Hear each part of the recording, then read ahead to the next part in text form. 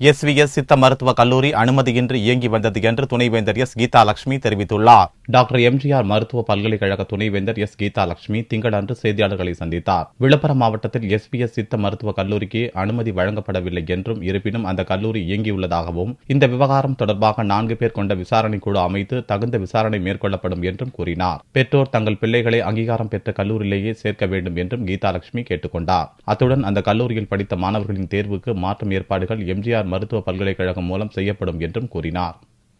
இந்த கலெக்டர் அளவில் இது நடவடிக்கை, போலீஸ் நடவடிக்கை எல்லாம் எடுத்து இருக்கிற தொட்டு இப்போ அதை அந்த அதாவது என்ன சொல்ற அது ப்ராசஸ் ஆகிட்டு இருக்கும்போது என்ன நடவடிக்கை எடுக்க வேண்டும் என்று இந்த கமிட்டி மூலமாகவும் ப்ளஸ் இந்த இப்போ இன்ஸ்பெக்ஷன் பண்ணுறது எல்லாமே தலைமையில் இன்ஸ்பெக்ஷன் பண்ணுற அளவில் அதற்கு உண்டான அந்த என்ன சொல்கிறது அந்த ரிப்போர்ட்டு வர்றதை வச்சு we will take action.